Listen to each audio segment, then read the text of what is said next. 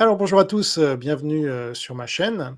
Pour le premier débat, vous savez que j'ai proposé aux gens de débattre avec moi, ce que je faisais avant sur une chaîne spéciale qui s'appelait Jean-Robin Débat. Et là donc je permets maintenant aux gens de débattre avec moi sur le sujet de leur choix, politique ou religieux. La seule condition, c'est qu'ils soient souscripteurs. Donc je suis aujourd'hui avec un souscripteur, François-Xavier. Bonjour François-Xavier. Bonsoir, bonjour. Voilà. Donc c'est le matin pour moi et le Oui, soir pour c'est le toi. soir pour moi. Je ne sais pas à quelle heure vous nous regardez. En tout cas, voilà, François-Xavier a répondu à l'appel parce que c'est vrai qu'en privé, déjà, on discutait un peu de ce sujet, mais là, ça va être l'occasion de tout mettre sur la table. On va parler d'eschatologie. Alors, pour ceux qui ne savent pas ce que c'est la fin des temps, selon là, la Bible, puisqu'on est tous les deux chrétiens. Et donc, le sujet est le suivant, l'importance de l'eschatologie dans la géopolitique. Donc, on va rester à la fois dans la politique et la religion. Vous allez voir comment. Et donc, le format, ça va être le suivant, c'est que on va se présenter, bon, moi, il n'y a pas vraiment besoin, mais enfin, rapidement, en 1 minute. Ensuite, François-Xavier va commencer en 5 à 10 minutes à présenter le sujet, et moi, je couperai mon micro. Ensuite, ce sera à moi de faire la même chose, et c'est lui qui coupera son micro. Et ensuite, on ouvrira tous les deux nos micros pour un échange plus libre. Et donc, comme il est souscripteur à 9 € par mois, ça va durer 1 heure. Hein, c'est ça que j'avais donné pour avoir une idée. Donc, eh bien, c'est parti. François-Xavier, est-ce que tu peux te présenter en 1 minute? Alors, en 1 minute, donc, je suis un souscripteur de ta chaîne parce que j'apprécie beaucoup ce que tu fais. Alors, je m'appelle François-Xavier, j'ai 54 ans bientôt. Je suis papa de 4 enfants, j'habite en Savoie. J'ai une entreprise avec plusieurs flèches à mon arc dans le packaging, dans la pyrotechnie et dans l'édition. Voilà. J'étais agnostique pendant 35 ans et j'ai rencontré le Seigneur en 2005. Je suis passé d'abord par une foi intellectuelle jusqu'au jour où je rencontre une personne qui m'a vraiment partagé l'évangile et qui m'a dit qu'il faut avoir une relation avec Dieu. J'ai prié et Dieu s'est révélé à moi le soir du 3 décembre 2005 et ça a changé ma vie. Et depuis, je vis pour le Seigneur. Et très tôt dans ma marche avec le Seigneur, j'ai été interpellé par l'eschatologie. L'eschatologie, donc c'est l'étude de la fin des temps. Et je crois qu'on est vraiment rentré dans une période où toutes les prophéties bibliques sont en train de se mettre en branle. Et on est proche, je pense, du retour de Jésus, parce que la Bible parle du retour de Jésus. Et voilà, et comme Jean n'en parle pas forcément assez à mon goût, on a échangé et j'ai pris cette occasion pour venir en discuter avec lui. Très bien, je te remercie. Et c'est vrai qu'on a un parcours assez semblable, puisque moi, je suis venu à Christ à 36 ans. Oui, C'était en décembre aussi, le 18 d'accord. décembre 2014. Et Moi, j'étais à donc, 9h30 le 3 décembre. voilà, moi, c'était à 1h24 du matin. Bref, donc voilà, pour ceux qui ne me connaissent pas, je suis journaliste depuis 18 ans, j'ai été éditeur pendant 13 ans, j'ai créé pas mal d'entreprises. Et là, donc, on va parler de l'eschatologie. Donc, c'est vrai que j'avoue, je ne parle pas vraiment beaucoup d'eschatologie et je vais expliquer d'ailleurs pourquoi. Mais d'abord, la parole est à toi, François-Xavier, pour 5 à 10 minutes pour que tu nous expliques un peu pourquoi c'est important à tes yeux. Alors, pourquoi l'eschatologie est important à mes yeux? En fait, quand on regarde ce qui se passe dans le monde depuis plusieurs années, je pense que l'année 2020 a marqué un tournant parce qu'il s'est passé deux choses cette année-là. La première chose, ça a été ce que tu documentes très bien, Jean, à savoir ce déclenchement de la Troisième Guerre mondiale, qui n'est pas une guerre conventionnelle. Donc ça, c'est un premier point. Et la Chine avait des objectifs bien précis, et je pense qu'elle a vraiment réussi dans ses objectifs. Et malheureusement, peu de gens le voient. Donc ça, c'était le premier point. Deuxième point, parce qu'il faut remettre les choses dans le cadre eschatologique et biblique. La Bible, c'est un livre et qui se déroule au Moyen-Orient. De la Genèse à Apocalypse, je dirais, tous les récits bibliques se déroulent au Moyen-Orient. Et donc, le Moyen-Orient va vraiment être la scène le théâtre des opérations, l'épicentre de tout ce qui va se passer dans la fin des temps. Et en 2020, des accords ont été lancés, les accords d'Abraham par Trump. Et je pense que ces accords, qui ont été signés donc entre Israël et plusieurs pays arabes et nord-africains, vont jouer un rôle principal et primordial dans ce que je pense va se mettre en place dans les mois et les années qui viennent.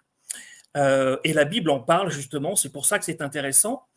Alors, en gros, si vous voulez, si tu veux, ces accords qui ont été signés vont changer la face du Moyen-Orient.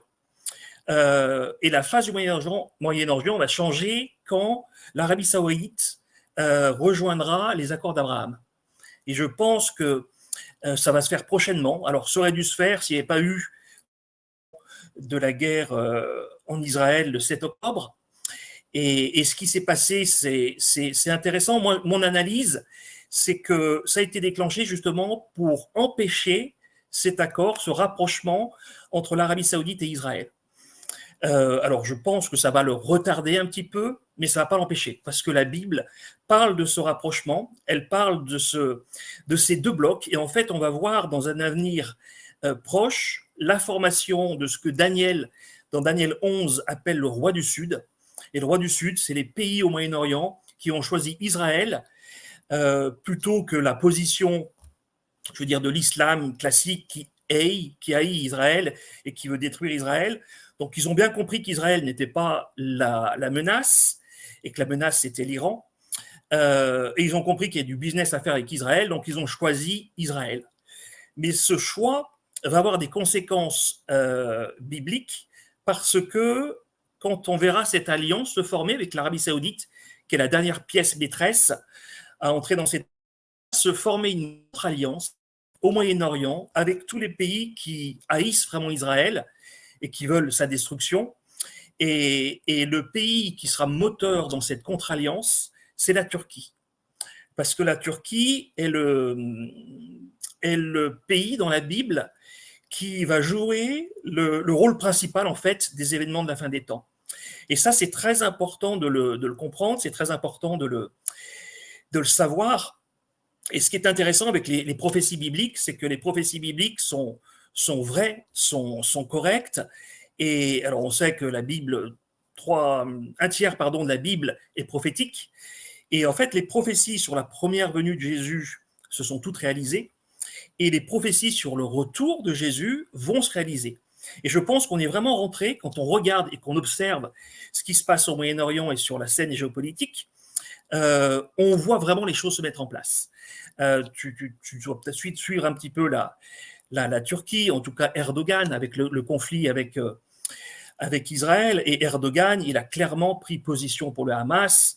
Il finance le Hamas, il protège le Hamas, il accueille les gens du Hamas sur son territoire, il leur donne des passeports. Et là, récemment, il a fait un speech devant plusieurs millions de personnes à Istanbul où il menace d'attaquer Israël. Donc, quand tu connais l'arrière-plan biblique et que tu sais que la Turquie va envahir Israël et va vaincre Israël bientôt, et ben, tu vois ces choses se mettre en place. Donc, voilà, juste un petit résumé. À mon sens, c'est très important de comprendre ces choses-là et d'en parler parce que ça fait partie de notre partage de la foi. Parce qu'on représente un royaume, on représente un roi, et ce royaume et ce roi n'ont jamais été aussi proches dans toute l'histoire de l'humanité. Et je pense qu'on vit à cette époque charnière où notre génération va vraiment voir les choses se dérouler telles que la Bible les présente et les annonce.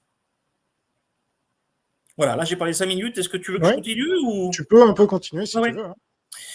Donc, voilà, donc pour en revenir à l'année 2020... J'aimerais que tu développes un peu pourquoi... quand est-ce que tu crois que Jésus va revenir et pour quelle raison? Alors, c'est intéressant aussi. Pour quelle raison? Alors, il revient pour instaurer son royaume sur terre pendant 1000 ans.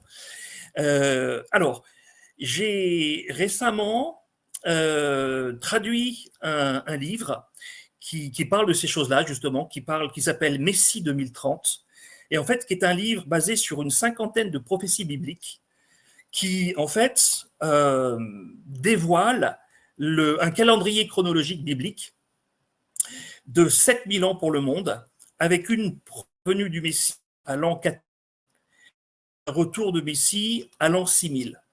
Et si tu veux, dans cette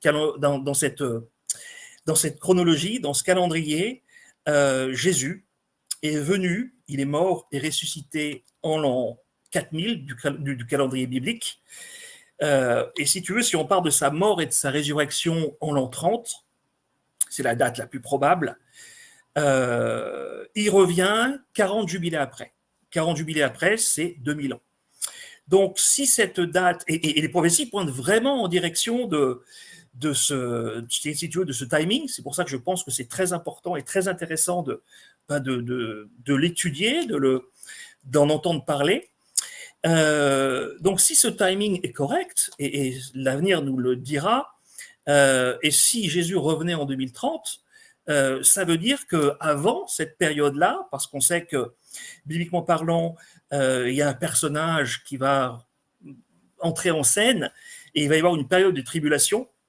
Alors là aussi, dans la chrétienté traditionnelle, qui croit à ces choses-là, parce qu'il y a beaucoup de chrétiens qui vivent dans le passé, qui pensent que beaucoup de prophéties annoncées, notamment dans le livre de l'Apocalypse, se sont déjà déroulées. Moi, je ne crois pas. En gros, il va y avoir une période de tribulation, et cette période de tribulation va durer 3 ans et demi. Donc, si le timing du retour de Jésus était 2030, ça veut dire qu'en 2027, Israël va être attaqué et foulé aux pieds. Et ça veut dire que d'ici 2027, les États-Unis ne seront plus là pour venir aider Israël. Parce que la Bible annonce clairement que voilà, ce qui s'est passé à Jérusalem, dans le sud d'Israël le 7 octobre, ça va se passer à Jérusalem, c'est ce que dit Zacharie 12, et par extension dans toutes les villes d'Israël. Donc il y aura les mêmes massacres, mais à une ampleur de l'ensemble du pays. Donc on peut parler de plusieurs millions de morts, pardon. Donc ça, c'est des choses importantes. Et encore une fois, quand on regarde ce qui se met en place, on y va tout droit. Donc à mon sens, voilà, c'est très important, c'est très... il faut savoir, il faut connaître ces choses-là. Et on a les moyens et les informations qui sont données justement pour ceux que ça intéresse, ceux que ça interpelle, justement de creuser et d'approfondir ces questions-là. Ok, très bien. Je te remercie pour cette présentation. Donc, moi, je vais maintenant parler pendant, je pense, 5 à 10 minutes. Donc, si tu peux couper ton micro et je vais expliquer ce que je comprends de l'eschatologie, pourquoi j'en parle pas autant que je le devrais selon toi.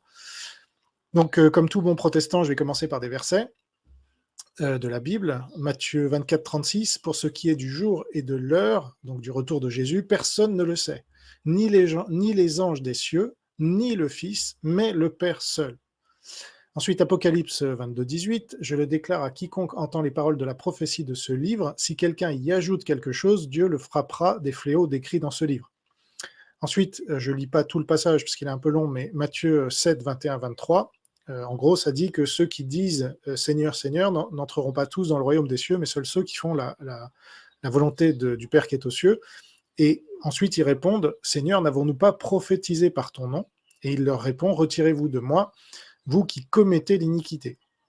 Ce qui veut dire qu'il n'y a pas de relation entre l'eschatologie, dans ce que je comprends là, et le fait d'être sauvé.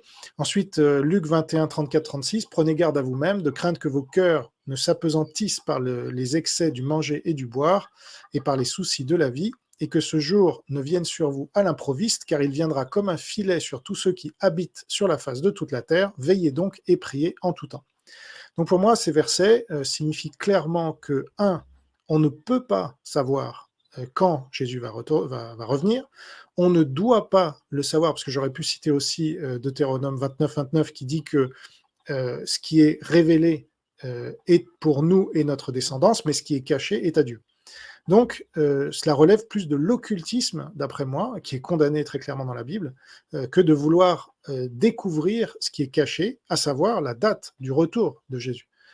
Cette date, elle nous est cachée volontairement par Dieu, qui la connaît parfaitement, parce que, comme il est dit, le Père la connaît, mais Jésus lui-même ne la connaît pas.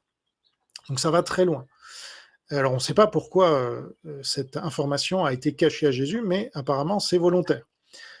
Donc, ça, c'est déjà une première introduction. Ensuite, moi, je suis chrétien, donc ce que me dit la Bible, c'est d'évangéliser. D'après la Bible, un chrétien, il doit évangéliser, et cela a à voir avec la sotériologie. Donc, sotériologie, ça vient de salut, et pas de l'eschatologie, qui donc veut dire la fin des temps. Il n'y a rien dans la Bible qui nous indique que le chrétien doit s'intéresser particulièrement à l'eschatologie. Et beaucoup de sectes ont fait de l'eschatologie leur outil de manipulation. Par exemple, les adventistes, mais ce n'est pas les seuls. Souvent, voilà, parce qu'à chaque fois, on en revient, là tu me donnes par exemple des... Le but, c'est pas forcément de réagir tout de suite à ce que tu as dit, mais quand même, tu parles de 2030, etc., parce que voilà, on a tendance à ramener à nous des dates qui nous intéressent, parce que 2030, ça veut dire qu'on va être directement concerné, mais sache qu'il y a déjà un siècle ou plus, des gens disaient, voilà, dans 5 ans, Jésus va revenir, et donc, il faut faire en sorte que... Et ils se sont plantés. Et donc, pour autant, les adventistes continuent, et ils ont effacé un peu ça de leur histoire, donc c'est bien pratique, mais c'est ça aussi le problème, c'est que on le voit aussi dans le domaine politique, des gens qui nous promettent monts et merveilles dans 5 ou 10 ans. C'est facile, parce que est-ce qu'on sera encore là dans 5 ou 10 ans, et les gens auront oublié, etc. Donc, voilà, les promesses n'engagent que ceux qui y croient. Donc, les réformateurs, comme Calvin, eh bien, ils ne s'intéressaient pas vraiment à l'eschatologie. Pour eux, le fait que Jésus triomphe, hein, comme dans Matthieu 16-18, les portes du séjour des morts ne prévaudront point contre l'Église, ça leur suffisait. Et ils étaient sur une position amilléniale. Donc là, on va être un peu technique, puisque tu as dit que tu étais millénariste. Donc, la position amilléniale, c'est une position opposée qui dit qu'il n'y aura pas de règne millénaire des justes sur la terre. Donc, toi, ta position, si je la comprends bien, elle s'appelle dispensionnaliste. Elle prône donc cette période de 1000 ans dont tu as parlé, et c'est très rare parmi les protestants réformés, ceux qui sont dispensionnalistes dans toute l'histoire du protestantisme. Généralement, ce sont les darbistes, qui sont vraiment une toute petite portion des protestants réformés.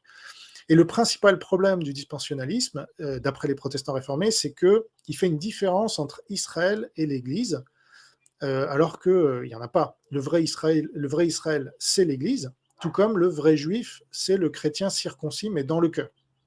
Donc là, on peut parler d'idolâtrie, d'après moi, quand on va placer l'eschatologie comme cœur de la Bible.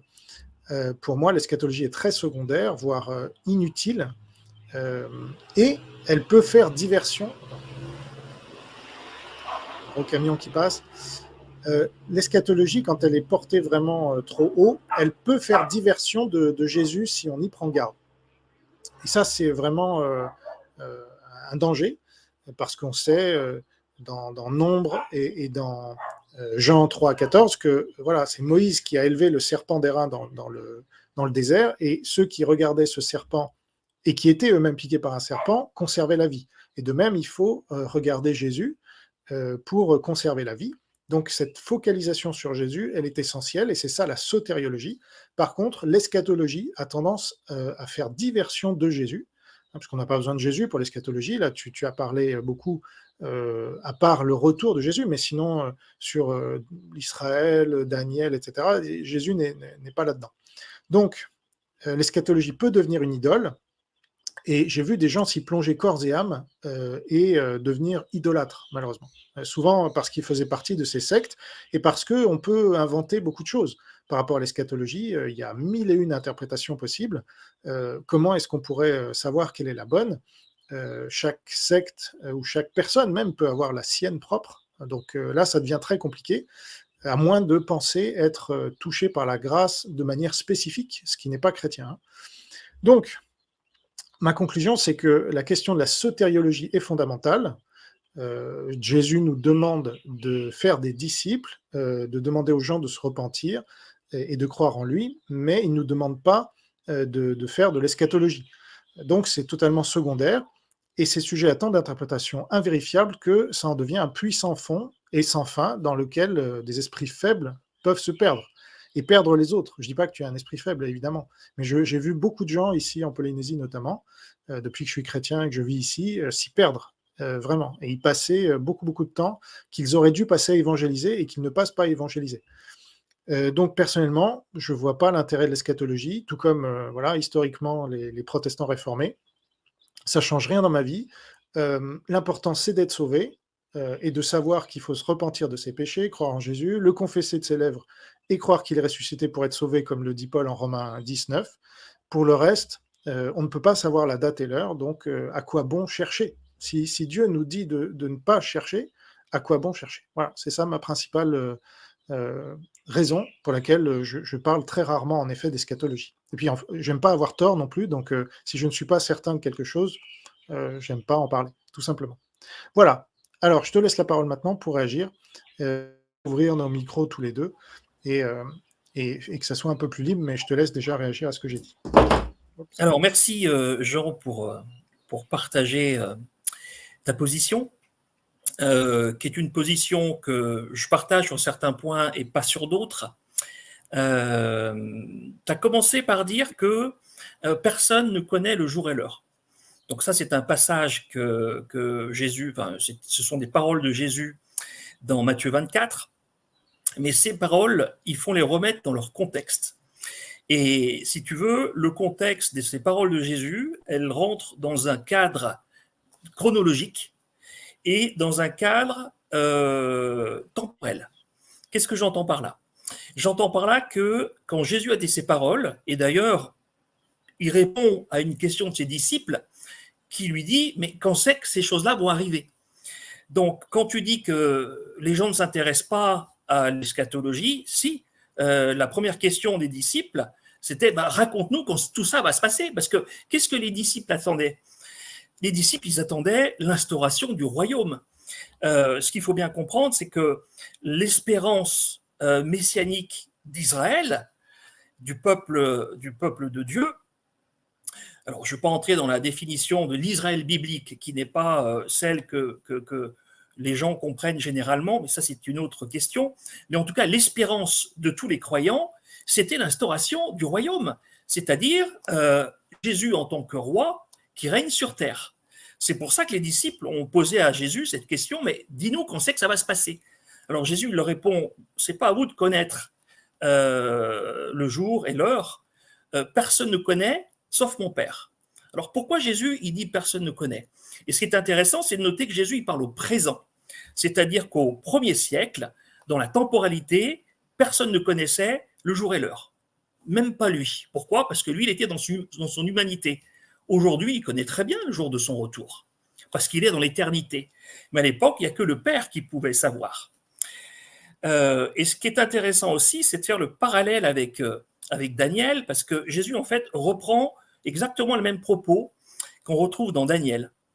Daniel reçoit plusieurs visions, notamment Daniel 10, Daniel 11, Daniel 12, et Daniel veut comprendre. Daniel, il pose exactement la même question que les disciples, il les pose à l'ange Gabriel qui lui donne ses visions, et dit, mais quand c'est que tout ça, ça va se passer? Et l'ange Gabriel lui dit, Daniel, c'est pas à toi de connaître ces choses-là. Ces choses ont été scellées jusqu'au temps de la fin. La connaissance augmentera et les sages sauront. Donc, le fait que les disciples voulaient savoir qu'on sait que ça allait se passer, parce que pour eux, c'est l'espérance messianique, et pour nous, ça doit être aussi l'espérance messianique. Et dans l'Évangile, les choses n'ont pas changé. On est sauvé, oui, mais on n'est pas sauvé, on est sauvé dans le présent, certes, mais notre espérance, c'est ce qui vient, c'est les promesses qui ont été faites à nos pères Abraham, Isaac, Jacob, Israël, d'hériter la terre promise, et tous les croyants hériteront cette terre promise. Parce que jusqu'à maintenant, les promesses bibliques, elles n'ont pas été accomplies dans leur plénitude. C'est-à-dire que les promesses que Dieu a fait à Abraham, elles s'accompliront dans le millénium. Elles s'accompliront quand Israël sera restauré, le royaume d'Israël est rassemblé, et que Israël régnera avec à sa tête Jésus dans le millénium. Et c'est à ce moment-là qu'Israël sera la lumière des nations. Donc, pour en venir à la question de jour et l'heure, Jésus ne savait pas, mais il nous dit, vous n'ignorez pas les saisons. Et Paul dit la même chose dans ses épîtres en disant, vous ne serez pas surpris comme des voleurs. Vous saurez ces moments-là. Et comme la naissance va en augmentant à la fin des temps, Aujourd'hui, on est capable de discerner parce que la connaissance a augmenté. Et quand je te parlais de la chronologie biblique, et tu invoquais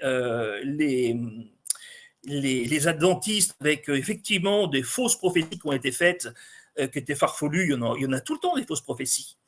Mais là, moi, je ne suis pas du tout dans ce cadre-là. Et les prophéties qui ont été faites par les adventistes, elles ne pouvaient pas s'accomplir. Jésus ne pouvait pas revenir en 1800, je crois que c'était 1884 de mémoire. Après, ils ont prolongé la date, mais ça, c'est du n'importe quoi. Jésus ne pouvait pas revenir parce que le timing biblique, encore une fois, sur une chronologie de 7000 ans, et ça, tu le découvres dans la Bible, dans la Genèse, les 7 jours de création sont comme un jour et comme 1000 ans. On nous dit dans la parole. Et si tu veux, les 7 jours de création sont prophétiques des 7000 années, 6000 plus 1000 ans, ça sera le règne millénaire sur cette terre. Donc, pour moi... je peux réagir déjà, parce oui, que bien tu as sûr, dit pas mal de choses. ouais. Donc, le fait que les disciples veuillent savoir, ça, c'est pas étonnant. L'homme est pécheur, et les disciples sont des pécheurs. Donc, Jésus, il les a souvent contredits en disant non. Pierre, par exemple, il a dit tu es du diable pour penser ça, ou etc. C'était pas à ce sujet, mais enfin, c'est pour dire que c'est pas parce que les disciples, qui étaient des hommes comme toi et moi, qui n'ont même pas cru à Jésus en sa présence et après sa résurrection. Il a fallu que, en Luc 24, 35, Luc 24, 45, il leur ouvre l'esprit pour qu'ils comprissent les Écritures. Ça veut dire que l'homme est totalement incapable de venir à Jésus et de comprendre. Donc, c'est normal qu'il voulait savoir parce que l'homme est curieux de nature, donc une curiosité malsaine d'ailleurs. Il va à l'encontre de la volonté de Dieu. S'il est dit dans la Bible très clairement que ce qui est révélé est pour vous et ce qui ne l'est pas est pour Dieu, et que donc ce qui n'est pas, c'est de l'occultisme, est-ce que tu ne crains pas de faire de l'occultisme? Parce qu'en regardant là, dans la Bible, comme tu regarderais un peu dans le mar de café, parce qu'après tout, toi aussi, tu peux te tromper. Il faut suffisamment être humble pour le reconnaître. Et bien que sûr, se tout à fait. passe-t-il? Voilà. Oui, mais attends, parce que c'est grave. Si tu te trompes et que tu crois à tout ça et qu'arrive 2030 ou 2027, là, c'est dans peu de temps, hein, si tu te rends compte que c'était complètement faux, est-ce que tu ne seras pas dans le même cas que les adventistes, finalement? Et comme ce sont des faux prophètes, est-ce que tu ne seras pas un faux prophète aussi? Et là, tu joues ta foi, en fait, par rapport à l'eschatologie, alors que ça n'a rien à voir. C'est pas parce qu'on a une foi ancrée que parmi les œuvres, il y aurait une bonne eschatologie. À aucun moment, la Bible ne dit ça non plus. Donc c'est ça qui me gêne aussi, c'est que l'eschatologie, et ça tu n'as pas répondu encore, parce que c'était très clair dans mon exposition, l'eschatologie ne fait pas partie des choses qui sont demandées par Jésus d'étudier. Il demande d'évangéliser, de faire des disciples, de parcourir la terre, etc., mais pas de se plonger dans l'eschatologie. Alors, pour répondre sur ce point particulier, dans ma compréhension, l'eschatologie, elle est englobée dans l'Évangile. Encore une fois, de la Genèse jusqu'à l'Apocalypse, tout tourne autour d'Israël. D'accord? Israël, c'est le peuple qui a été choisi pour représenter Dieu. D'accord? Et tout le salut de l'humanité, quelque part, il repose bien sûr sur l'œuvre de Jésus, l'œuvre accomplie de Jésus, mais si tu veux, être sauvé pour être sauvé, c'est pas le but. Quand on est sauvé, alors c'est pas le but, ne me fais pas dire ce que j'ai pas dit, mais si tu veux, à partir du moment où on est sauvé, et notre espérance, encore une fois, partager l'évangile, oui, mais quel évangile? Parce que l'évangile tel que tu l'as dans la Bible, et tu vois, encore une fois, j'en reviens aux disciples, mais la dernière question que le disciple pose à Jésus avant qu'il parte au ciel, c'est Seigneur, quand c'est que tu restaures le royaume d'Israël? Pour eux, c'était primordial. Pourquoi? Parce que toute l'histoire de la Bible vient à ce moment précis de l'histoire où Israël est restauré, où Jésus règne sur terre, et on rentre dans ce règne millénaire de 1000 ans. Alors, tu as parlé de dispensionnalisme. Je ne suis pas dispensionnaliste. Hein.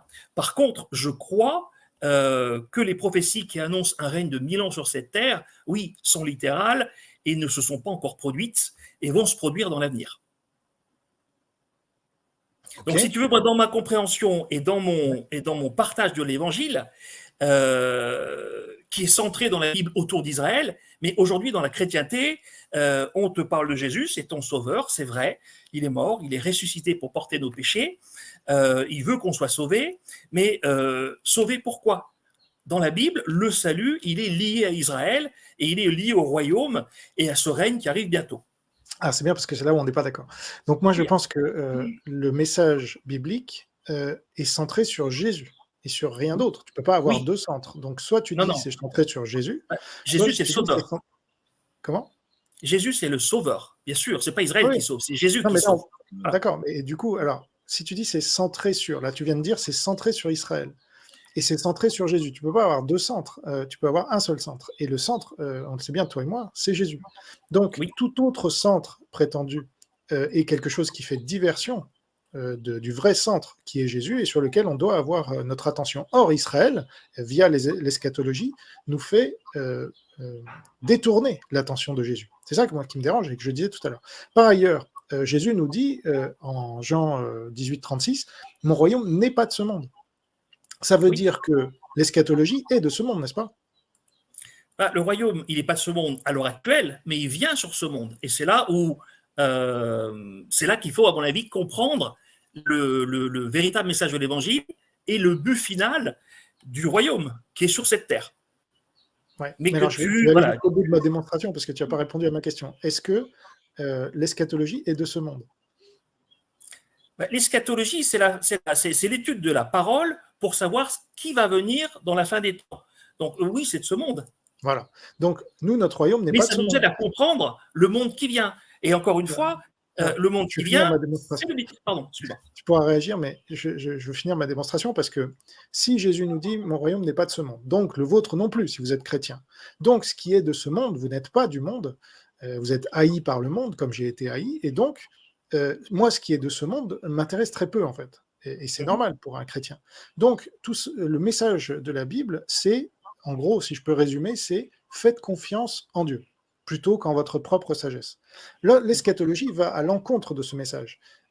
C'est un message qui dit faites confiance à votre vision, votre compréhension de la Bible et des temps finaux, plutôt que de Dieu qui va gérer tout ça, et de toute façon, ça sera bien géré parce que c'est Dieu qui va le faire. Moi, en fait, comme je mets mon centre sur la sotériologie, j'évangélise en disant aux gens qu'ils doivent se repentir de leurs péchés et croire en Jésus, parce que leur âme est ce qu'il y a le plus précieux pour eux, et qu'il vaut mieux qu'elle soit au paradis qu'en enfer. Ça, c'est le message. Tu n'as pas besoin d'eschatologie pour évangéliser. En fait, on pourrait mettre de côté toute l'eschatologie et évangéliser quand même.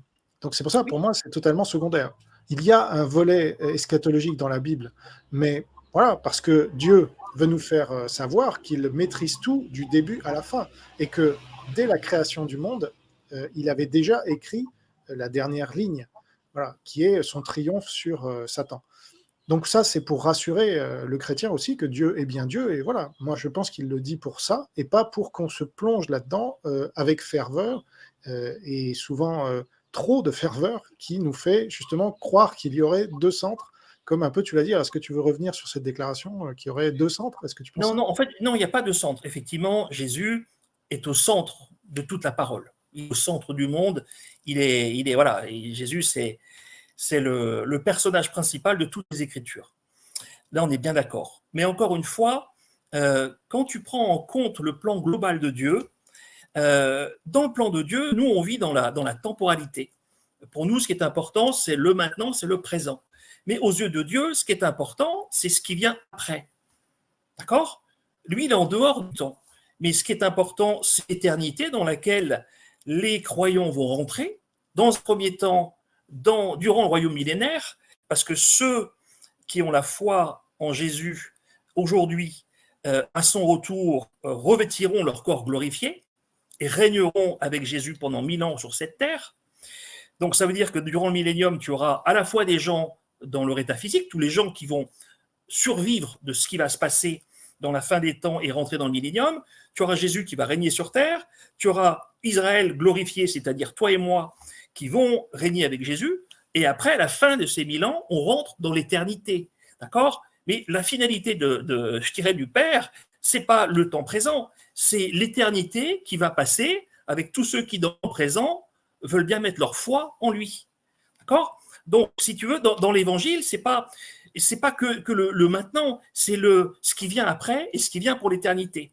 Et moi, je ne ferai pas de distinction entre l'eschatologie et l'Évangile. Les deux, pour moi, vont de pair.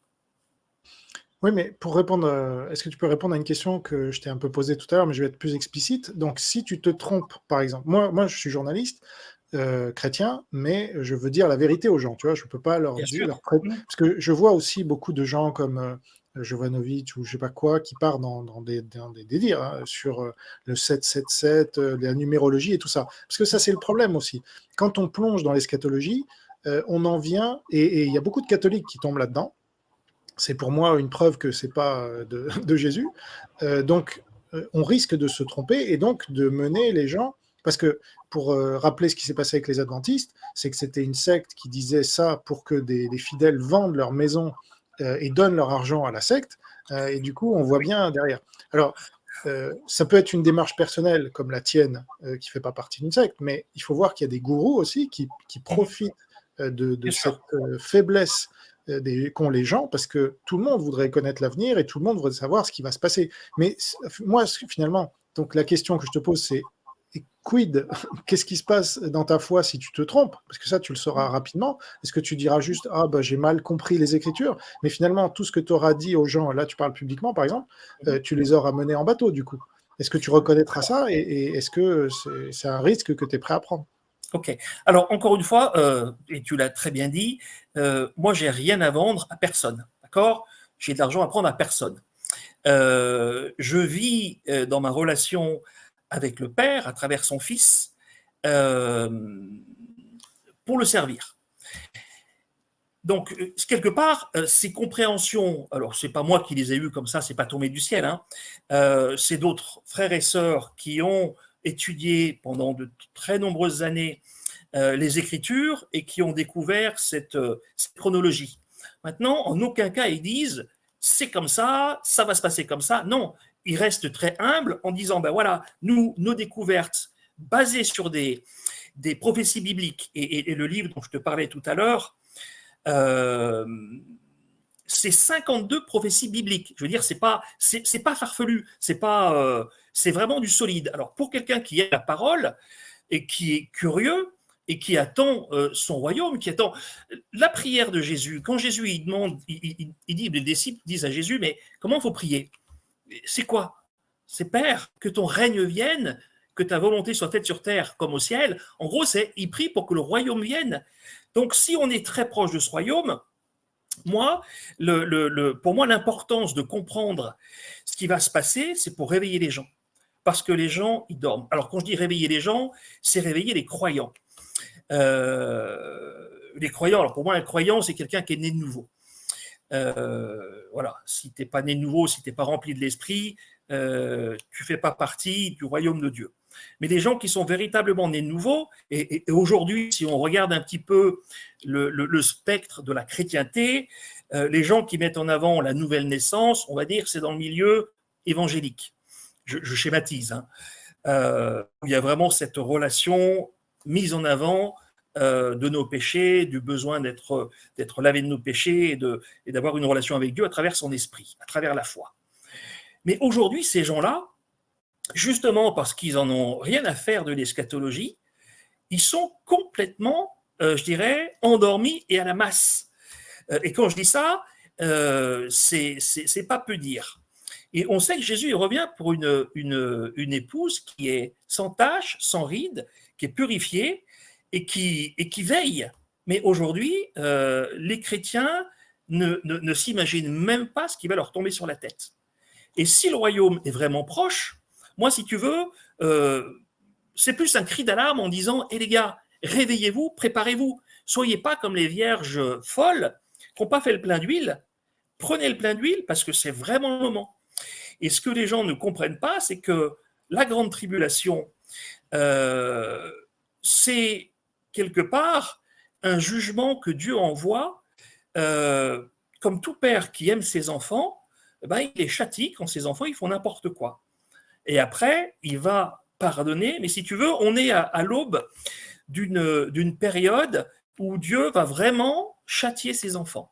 Et il va utiliser, il le dit dans la Bible, hein, dans, Ah oui, dans Isaïe Deutéronome, 10, hein, oui aussi. mais dans Isaïe 10, il va Deutéronome, prendre son marteau, son bâton. Et son bâton, c'est l'Assyrien. C'est aussi ok. un autre nom de Gog pour venir frapper ses enfants récalcitrants, pour les réveiller. Alors moi, j'aimerais réagir à ce que tu viens de dire, parce que, est-ce que, sans vouloir rentrer dans ta vie privée, mais si tu crois vraiment à ce que tu dis, est-ce que tu as Oui. pris des dispositions personnelles, comme les adventistes à l'époque, pour le cas où ça arrive? Parce que c'est à ça qu'on pourra juger si tu crois déjà à ce que tu dis ou pas. Sans me dévoiler ce que tu as fait, Ah ouais. évidemment, ça relève de ta vie privée, mais est-ce que tu as pris des dispositions, puisque tu crois, dur comme fer apparemment, qu'en 2027, il va se passer des choses, et en 2030, c'est le retour de Jésus. Donc, si c'est le cas, ça veut dire qu'il reste 3 ans. Enfin, voilà, donc est-ce que tu as pris des dispositions qui vont complètement changer ta vie? Là, je te parle à titre personnel, donc tu n'as Ah même ouais. pas besoin de convaincre d'autres personnes, peut-être voilà, ta femme et tes enfants bon, qui vont subir ça, mais est-ce que Ouais. tu as fait des choses d'ampleur ou pas? Alors, pour répondre à ta question, je pense, comme tu viens de le dire, qu'on a une fenêtre de 3 ans, du moins en France. Hein. On a une fenêtre de 3 ans et la sagesse veut que, ben oui, si on se prépare, alors c'est quoi se préparer? Alors moi, dans ma conception, dans notre conception avec mon épouse et mes enfants, c'est de préparer un lieu de refuge. Un lieu de refuge pour notre famille et un lieu de refuge pour les gens qu'on aurait à accueillir si demain il faut accueillir quelqu'un. Donc on a un espace qui est assez large et le but c'est d'être le plus autosuffisant possible. Donc avec des panneaux solaires, avec de l'eau, avec ton jardin, enfin, le plus tu seras autosuffisant et que tu dépendras le moins de la société, je dirais le plus facile sera, enfin le plus facile, non pas forcément. Alors après, quant à la foi, tu sais voilà, que on est dans les mains de notre Père va nous utiliser justement dans cette dernière ligne droite, parce que les gens auront des questions. Quand on va vraiment rentrer dans ce temps trouble, si 2030 est bien la date. Encore une fois, je ne dis pas que c'est la date et c'est comme ça. Non, je ne suis pas alarmiste en disant que. Mais c'est une éventualité qui, à mon sens, est très probable. Ok. Donc, Donc, ce que je voulais savoir, c'est si tu as pris des dispositions et tu me dis oui, donc voilà, oui. ça montre que tu y crois un minimum. Maintenant, l'autre chose sur lequel je voulais réagir, c'est qu'en effet, tes propos-là peuvent être interprétés par d'autres gens comme étant ah, il faut moi aussi que je me prépare et donc ça a des conséquences. Or, moi, je pense que je vois ta volonté de réveiller les gens, hein, c'est très louable, mais la Bible ne parle pas d'utiliser l'eschatologie pour réveiller les gens. Donc, ce que tu fais là est extra-biblique. Je ne dis pas que c'est anti-biblique, hein, parce qu'il n'est pas dit non plus de ne pas utiliser l'eschatologie pour réveiller les gens. Mais moi, ce que je lis dans la Bible, c'est faites des disciples, dites aux gens de se repentir de leurs péchés et de croire en Jésus. C'est pas, encore une fois, j'en reviens là, parce que je reste chrétien et donc soumis à la Bible. Et donc, pour moi, les gens, en fait, Dieu n'en perdra aucun de ses élus. Donc, je n'ai aucune crainte à ce niveau-là. Toi, tu sembles avoir une crainte sur le fait que Dieu puisse perdre de ses élus, non? Alors non, je n'ai pas du tout de crainte. Mais encore une fois, tu vois que quand le royaume vient, et tu citais tout à l'heure Matthieu 7, tu aurais pu citer aussi Matthieu, la parabole des 10 vierges.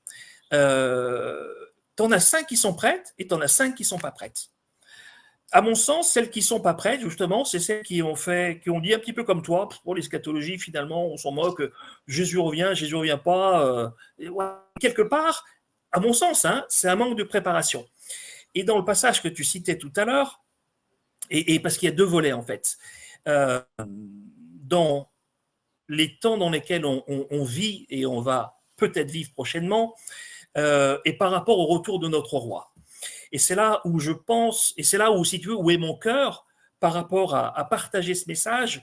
Et je dirais, les premiers, ce message s'adresse premièrement à des croyants, plutôt qu'à des gens qui aujourd'hui sont pas dans le monde, enfin sont dans le monde, mais sont pas forcément intéressés par ce qu'on a à dire. S'ils viennent à nous et ils nous posent des questions, bien évidemment, on est là pour leur témoigner de notre espérance. C'est ce que dit Pierre, pardon.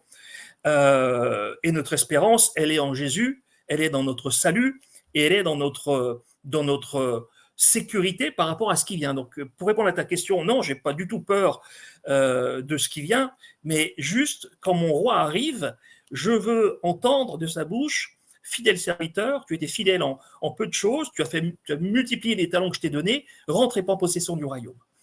Et pour ça, si tu veux, à mon sens, c'est très important de scruter la parole, scruter les Écritures, pour comprendre les temps dans lesquels on vit. Et c'est d'autant plus important si tu vois les prophéties bibliques se dérouler sous tes yeux et que tu sais que quand ces prophéties bibliques vont se dérouler, il reste très peu de temps. Oui, je comprends, mais là où je ne suis pas d'accord, c'est que, comme tu l'as bien exprimé avec cette interprétation très personnelle de la parabole des 10 vierges, selon toi, si on ne s'intéresse pas à l'eschatologie, ça montrerait qu'on n'a pas vraiment la foi, si je pousse le raisonnement jusqu'au bout. Non, ce n'est pas une En tout question cas, de foi, mais c'est une bah, en question tout- de tu n'es pas préparé. oui, bah, si je ne suis pas préparé, je n'ai pas la foi, parce que les 5 vierges qui n'attendent pas, et là, il ne s'agit pas d'eschatologie, il s'agit d'attendre ou pas, et d'être Oui, mais préparé ou pas. oui, mais tu es Être d'accord que préparé, quand ça n'a Jésus rien à voir revient, avec l'eschatologie. quand le mari revient dans cette Moi, j'y suis parabole des prêt. vierges, il revient pour le royaume. Et tu Ouais, en et as moi, j'y 5 suis qui prêt. rentrent, et tu en as 5 qui rentrent pas. Voilà, et moi j'y suis prêt. Je te dis encore une fois, je veille, comme me le demande la Bible, je me prépare, c'est-à-dire que je scrute les signes, mais je ne les interprète pas au point de dire, voilà, telle année, tel jour, parce que je ne me prends pas non plus pour un prophète. C'est pour moi, c'est un domaine trop... je suis un homme public en plus, donc il faut que je fasse attention à ce que je dise. Toi, donc si j'ai bien compris, c'est la première fois que tu t'exprimes en public, et d'ailleurs, félicitations, parce que tu t'en sors très bien. Maintenant, moi, je ne vais pas compter combien j'ai fait de vidéos ni d'articles, etc., mais enfin, c'est en milliers. Et donc, si Ouais. je commence à parler d'eschatologie aussi souvent que toi, tu en parles, il se peut déjà que je raconte un peu souvent n'importe quoi et que ça se voit. Parce que toi, tu peux peut-être penser dans ta sphère privée ce que tu veux et te tromper autant de fois que tu veux. Les gens, tu influenceras déjà très peu de gens et tu ne te ridiculiseras pas auprès de ces gens-là. Moi, j'ai une parole publique, j'ai quand même une réputation, et après, les gens sont obligés de faire des montages de moi où ils collent des passages qui n'ont rien à voir pour me faire dire des choses que je ne pense pas. Donc ça, c'est autre chose. Ça, tu peux pas. Par contre, si je commence à dire, voilà, moi, je pense qu'en 2037, il va se passer ça, et qu'en 2030, il va se passer ça, je m'engage, et puis après, je dirais, oh, je me suis trompé, excusez-moi. Après, c'est pas sérieux, tu vois. Donc, je dis pas que tu n'es pas sérieux, parce que on n'a pas le même rôle.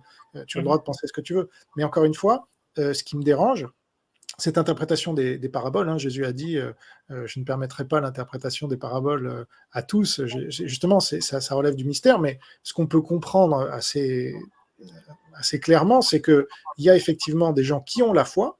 Donc, comme tu considères que j'ai la foi, pourquoi tu considérerais que je dois m'intéresser à l'eschatologie? Si on a la foi, on veille, on croit en Jésus, on croit à son retour, voilà, quelle que soit la date et l'heure qu'on ne connaît pas, et c'est tout. Et les 5 autres vierges, elles n'ont pas la foi, elles n'ont pas cette huile qui leur permet d'allumer la lampe, et donc elles n'attendent pas Jésus, et une fois qu'il revient, c'est trop tard. Elles sont prises au dépourvu, donc ce n'est pas notre cas. Et c'est tout, je ne vois aucun rapport avec l'eschatologie. Voilà. Oui, mais ces vierges folles auraient peut-être pu faire partie de celles qui rentrent pour le dîner de noces. Ben non, elles n'auraient pas pu par définition, puisque c'est Dieu qui ne les a pas choisies. Soit Dieu choisit, et donc c'est pour ça qu'on a la foi. C'est moi qui vous ai choisi, ce n'est pas vous qui m'avez choisi. Et si elles n'ont pas été choisies, c'est normal qu'elles n'aient pas la foi, elles vont être jugées pour ça, parce qu'elles sont pécheresses et qu'elles iront en enfer pour toute éternité. C'est Dieu qui choisit, c'est pas nous. Donc là, il y a une question de sotériologie, et c'est là où on arrive au sujet que peut-être tu veux ne pas évoquer, parce que je crois que, il me semble de nos échanges, tu crois au libre arbitre humain, c'est ça? Alors, je pense que je te rejoins sur le fait que Dieu est souverain. Il connaît toutes choses. D'accord. Après, je pense qu'on n'a pas forcément la même définition du libre arbitre. Ce que toi, tu appelles le libre arbitre et ce que moi, j'appelle le libre arbitre, dans ma compréhension. Est-ce que tu reconnais à l'homme la possibilité de choisir? Choisir quoi? Ça dépend. Il peut choisir son petit déjeuner. Alors après, non, il mais par choisit pas exemple, Oui, il Non, ne non, choisit pas librement. Il choisit, mais pas librement, oui. par exemple, dans ton dernier live, tu encourageais les gens à pardonner, ce qui est très bien. Mais quelque part, c'est un choix personnel que je dois faire pour pardonner à mon prochain. Est-ce que pour toi, ce choix, l'homme est libre de ce choix, de pardonner ou pas de pardonner? Non, c'est-à-dire que moi, quand je dis ça, déjà, je ne suis pas libre de le dire. C'est que Dieu a changé ma nature, il a changé mon cœur de pierre en cœur de chair, donc c'est pas moi. Et ma nature nouvelle m'oblige à dire qu'il faut pardonner, aimer ses ennemis, etc.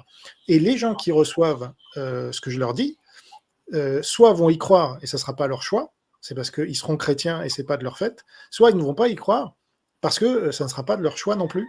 Donc, en fait, les choix que nous faisons des choix, mais ils ne sont pas libres. Ils sont dictés par notre. Donc, si on ne croit pas en Dieu, par le déterminisme, c'est-à-dire la suite de causes et d'effets, des milliards d'influences que nous recevons en permanence et que nous n'avons pas choisies, soit, si on croit en Dieu, par Dieu. Un Dieu produit en vous le vouloir et le faire selon son bon plaisir.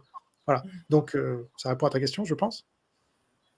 Oui, oui. Bon, après, j'aurais quelques nuances par rapport à ta compréhension, mais voilà, je ne serais pas aussi dogmatique voilà, je ne serais pas aussi dogmatique que toi sur cette question-là. Pour revenir sur ce que tu disais tout à C'est-à-dire l'heure. pour être clair, on est opposé sur cette question, parce que toi, tu penses qu'on a un libre arbitre humain et toi, tu penses qu'on peut Ouais, mais choisir librement certaines choses. Donc, c'est l'opposé, en fait. Oui et non, parce que dans la parole, Dieu demande à Israël, j'ai mis devant toi la bénédiction, la malédiction, la vie et la mort, choisis la vie. Donc quelque C'est ça. part, Dieu propose à Israël de choisir. Donc si Dieu propose à choisir, c'est que l'homme a quand même cette capacité et cette possibilité de choisir entre deux choses. Non, alors ça, c'est une interprétation que tu fais, mais Dieu peut très bien mettre devant nous un choix impossible pour nous faire comprendre qu'on a besoin d'un sauveur et qu'on ne peut pas y arriver par nous-mêmes. Oui, bon, après ça, c'est un autre débat. Ouais. Euh, voilà, Parce c'est que un autre débat. Paul en Romains 7 dit, j'ai été mis devant ce choix, choisi la vie et la mort, et j'ai choisi la mort, dit Paul. Donc ça veut dire que même Paul, un grand apôtre, était incapable de choisir la vie. Parce que la vie, c'est Dieu, hein, pour être clair. Et donc, oui, on ne peut pas choisir Dieu parce que nous sommes morts dans nos péchés et nos offenses. Et là, on touche à la sotériologie. Et là, c'est très central dans la Bible. Et c'est peut-être ça que tu essayes de fuir avec l'eschatologie, non, tu crois pas? Parce que ce Non, débat-là, il est beaucoup non, non, plus non. important pour moi que l'eschatologie. Parce que ça dépend, est-ce qu'on est sauvé ou pas? C'est ça qui compte. Tu Ah, dirais le pas plus que... important, c'est notre Voilà, salut, c'est c'est plus clair. important. Ça, c'est Voilà. le plus important, bien évidemment. Oui, parce que c'est ton salut qui va faire que tu seras dans le royaume ou pas dans le royaume. Et donc, Et encore une fois, si cette le, doctrine que le- je défends moi et que les calvinistes et les réformés défendent est la bonne, ça veut dire que tu n'as pas la même.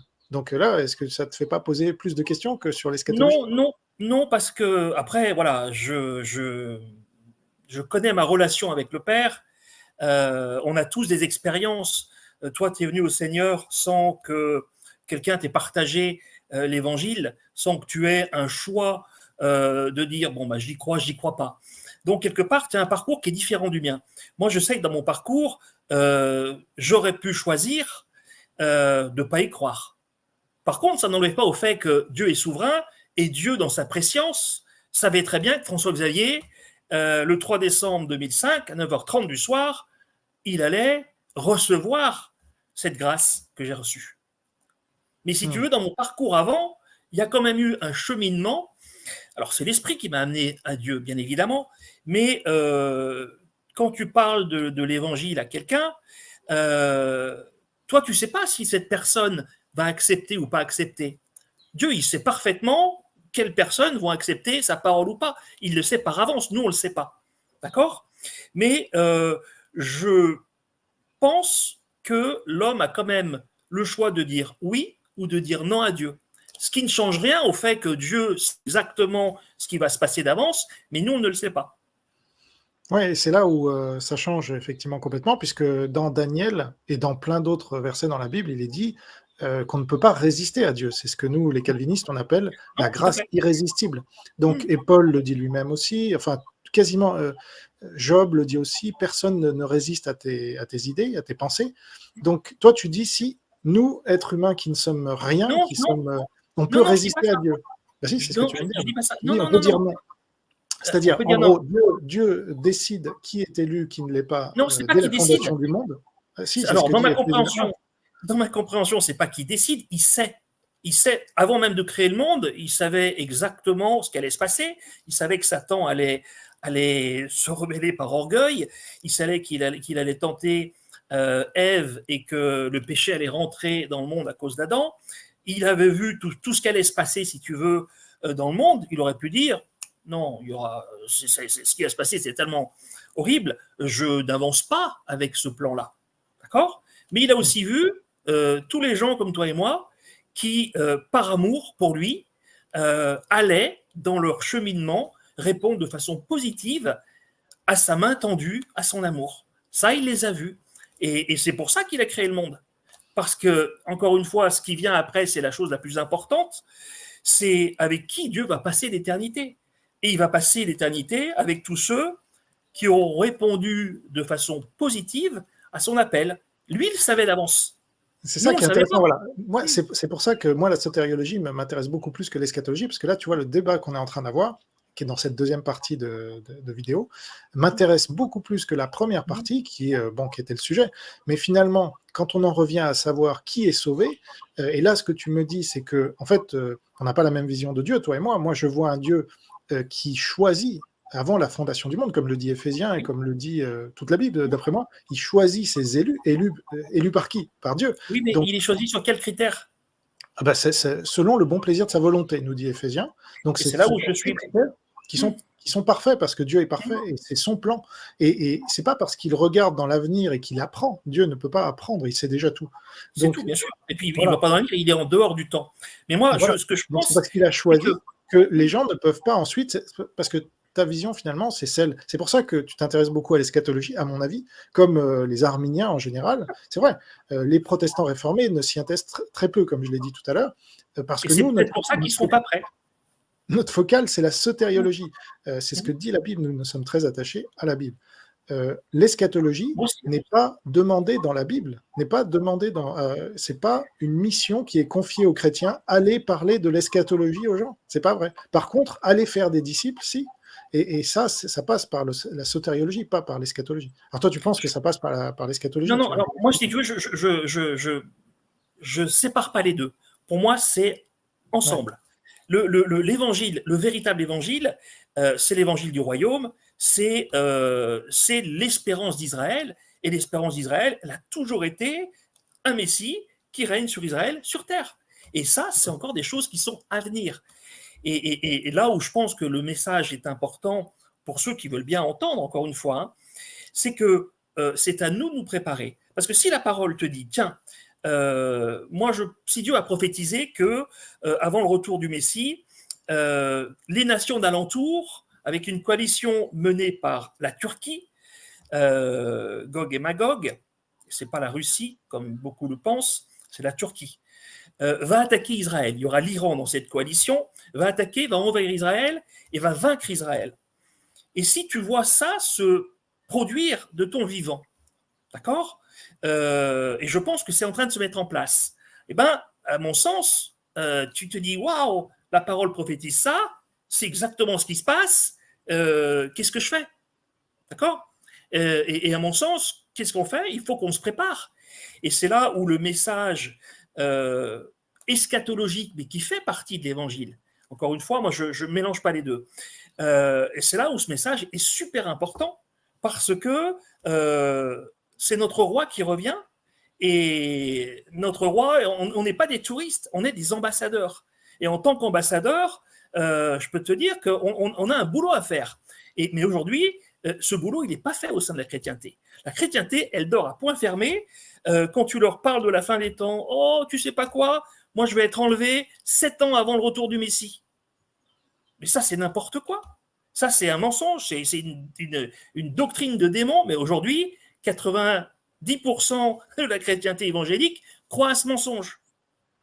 Et Là, ils ont tu un parles scénario. comment ça s'appelle déjà L'enlèvement avant la tribulation. l'enlèvement, voilà.